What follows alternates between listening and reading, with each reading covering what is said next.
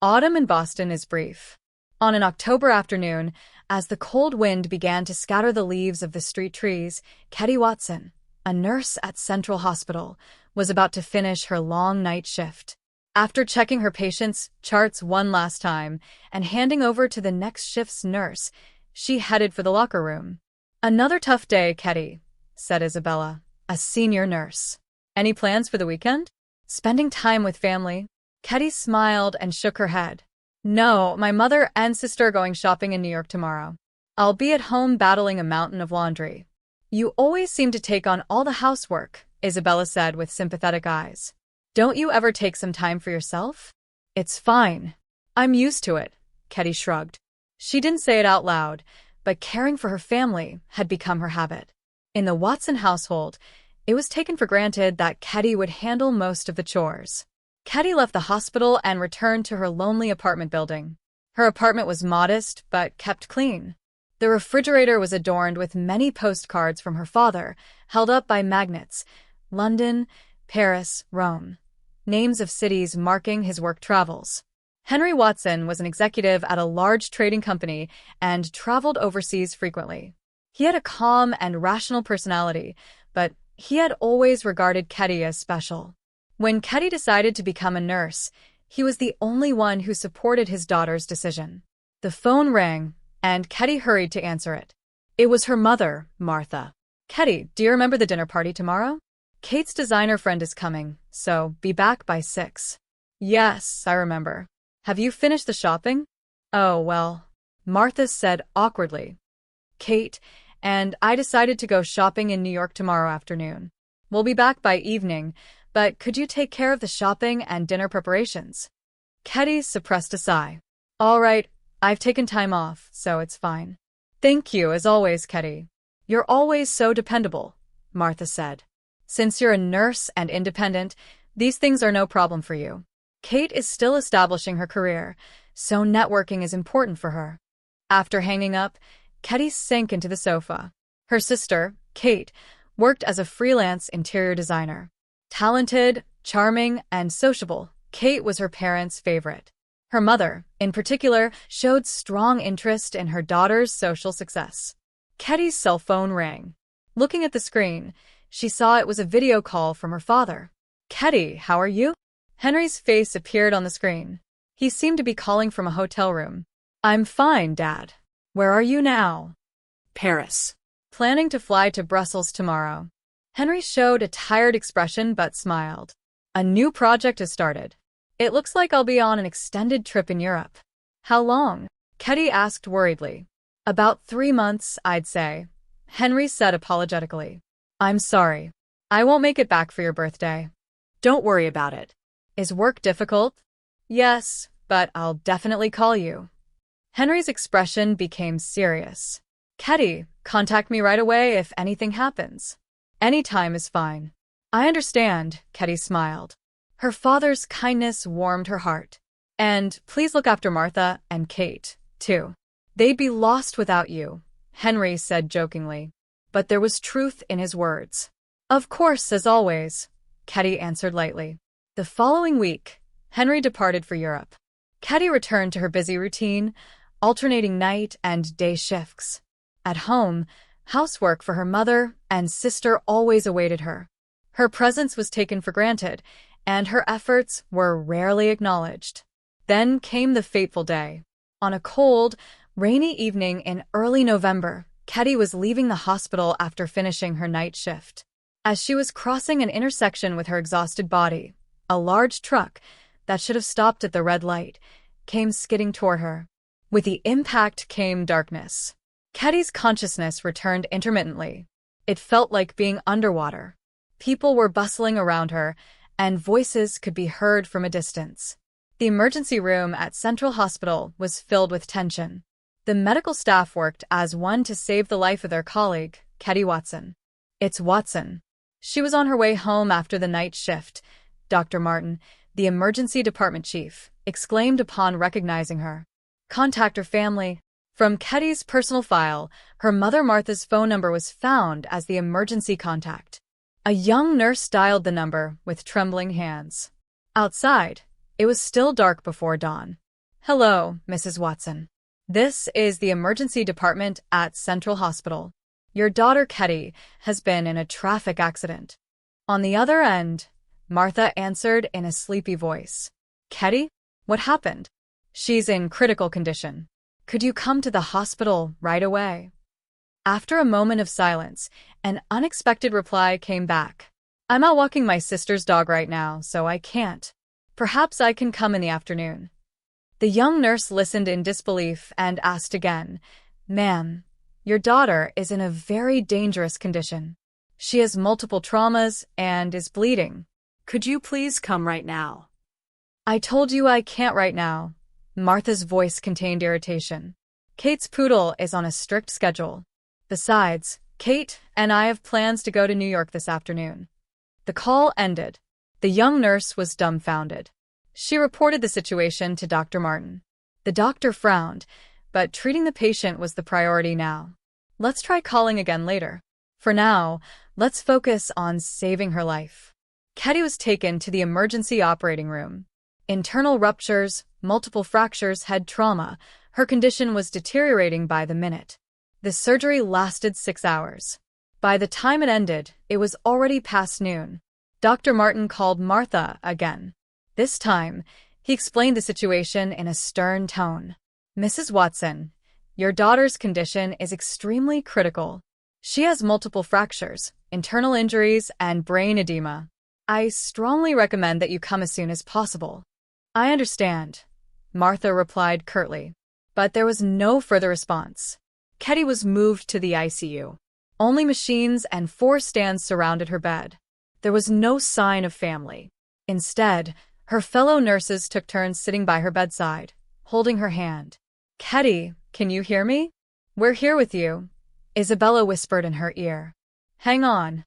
You can definitely overcome this. As the night deepened, Martha and Kate still hadn't appeared.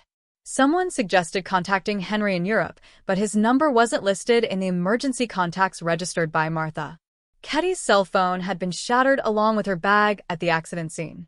On the afternoon of the second day, Martha and Kate finally showed up at the hospital. The two were carrying designer brand shopping bags and looked displeased with the ICU's visiting restrictions. Only 15 minutes? You must be joking. We came all the way back from New York, Kate complained to the nurse. Martha and Kate put on protective clothing and were guided to Ketty's bedside, accompanied by Isabella. Ketty was connected to a ventilator, her swollen face covered with purple bruises. Her body was surrounded by medical equipment attached at various points. Oh, what a troublesome child, Martha sighed. She stood at the edge of the bed without touching Ketty's hand. Don't tell your father. It will only worry him. Honey, get better soon, Martha said coldly. We don't have time to take care of you. Kate looked at her phone screen and said, Let's go back soon, Mom. We'll be late for dinner with Jeff. Before 15 minutes had passed, the two left the room. Isabella, trembling with anger but suppressing her emotions as a professional, continued to care for Ketty. In her fading consciousness, Ketty had heard fragments of her mother and sister's conversation. Her heart froze, not from the pain, but from the cold reality. In the midst of this, a question formed in her mind. Why hadn't her father contacted her? If he knew the situation, he would surely come running. The third, fourth days passed. Ketty's condition fluctuated. Her colleagues continued to care for her devotedly, sitting by her side between shifts. Martha and Kate never showed up again. On the evening of the 5th day, Ketty's consciousness returned slightly. She called out in a hoarse voice, Papa. Isabella, who was in the room, gripped her hand tightly. Ketty, can you hear me? Move your finger. Ketty moved her finger slightly. It was enough to make Isabella cry. Thank goodness. Thank goodness. Isabella gently kissed her forehead. We're trying to contact your father, but he's overseas. Ketty closed her eyes again. However, her brain was gradually regaining function. She tried to understand the situation from the fragmentary conversations she heard. Why was there no contact from her father? Why hadn't her mother and sister informed him? By the 7th day, Ketty's condition miraculously began to stabilize. She could breathe without the ventilator for short periods,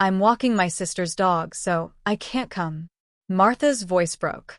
Kate sat down next to her and peered at the memo. Even while I was unconscious, you only came to visit once. During that one visit, you said, "Don't tell your father." Why? Why didn't you tell Dad? Kate looked at her mother. Mom, this is... Martha continued reading, biting her lip. I wondered why Dad wasn't contacting me. He would surely be worried. Then I realized the truth. You hadn't told him. Martha's face turned pale, and her hands shook more violently. But that was just the tip of the iceberg. As I began to regain consciousness, I asked Isabella to contact Dad's company. Then a surprising fact came to light. Dad wasn't in Europe, but in Asia. What he told you was a 3-week business trip, not 3 months. Kate gasped. Mom, what does this mean? Martha's face contorted with fear, and she stopped reading. Kate pulled the memo from her mother. So I investigated further. Your story about Dad's 3-month business trip was a lie. Why would you tell such a lie? I found the answer. Having lost my cell phone, I thought to use the house phone and quietly returned home last night. Then I heard your voice from the living room. Your voice talking to a man.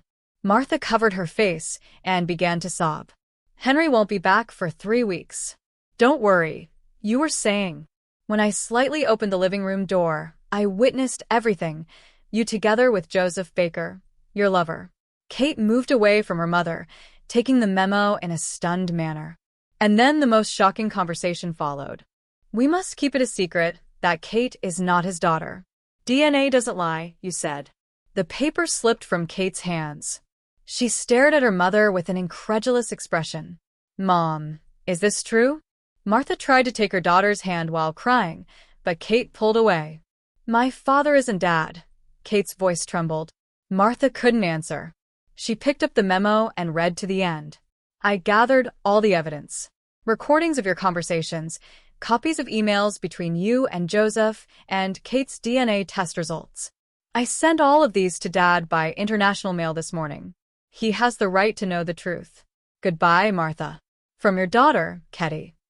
The moment she finished reading the memo, Martha's cell phone rang. The screen displayed the name Henry. Martha tried to answer with trembling hands, but the ringing stopped immediately. It was already too late. Ketty had revealed the entire truth. What should I do? Martha collapsed onto the bed. Henry knows everything. Kate stood by the window, away from her mother. Her world had completely crumbled over these 8 days. In a suite room on the 34th floor of the Grand Hyatt Hotel in Hong Kong, Henry Watson stood by the window, gazing at the vibrant night cityscape.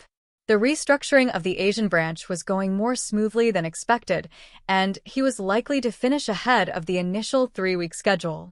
He planned to return to Boston on tomorrow afternoon's flight. A knock was heard at the door, and Henry turned around. Come in.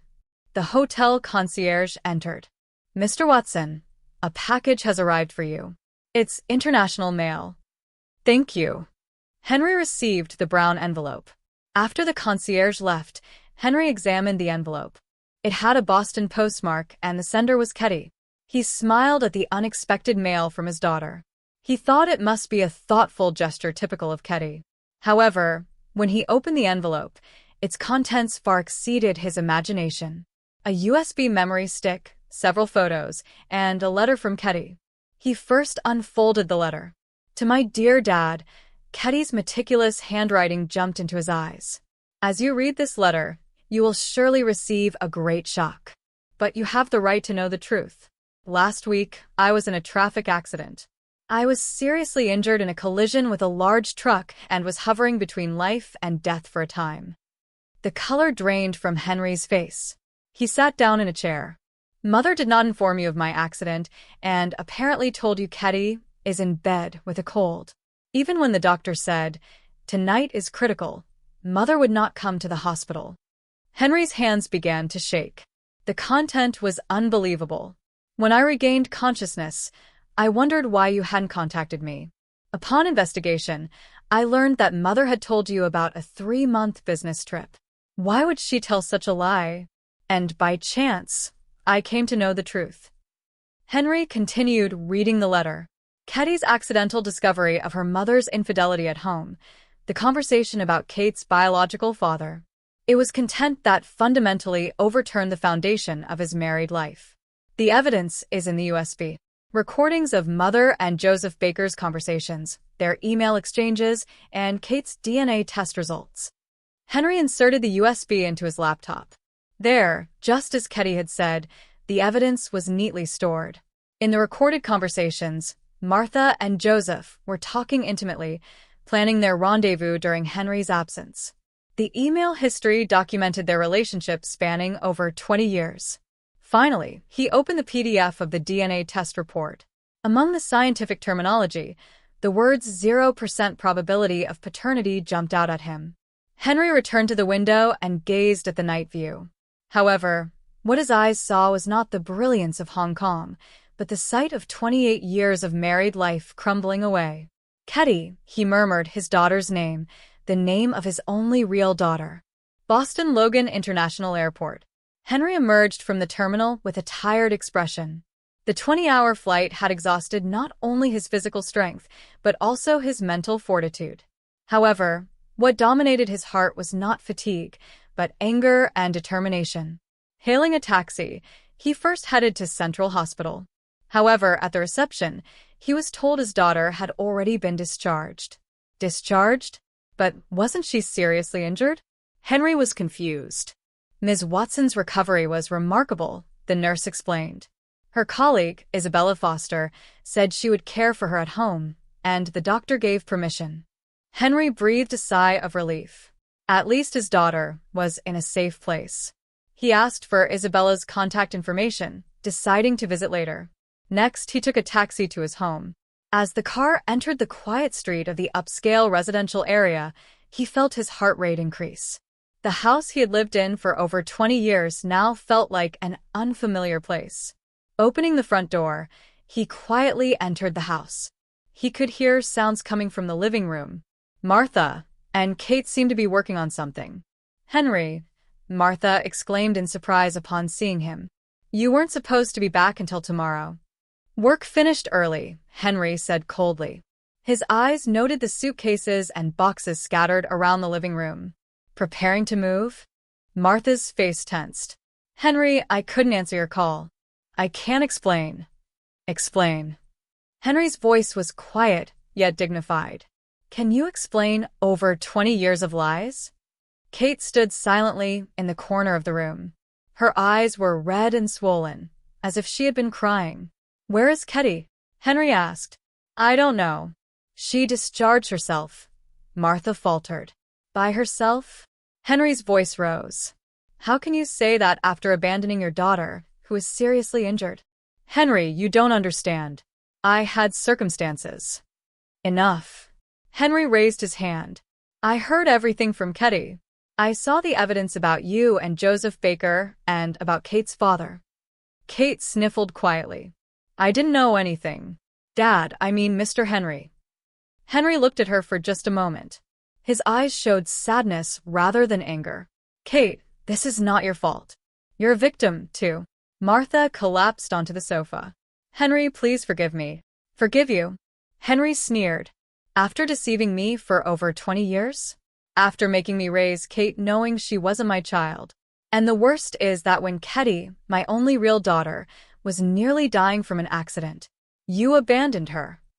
Martha couldn't argue. She just cried. "I want an explanation." Henry folded his arms. "Why did you hide Ketty's accident? Why didn't you tell me?" Martha answered in a trembling voice. "Because if you came back, I wouldn't be able to meet Joseph." Henry was speechless at that excessively honest answer.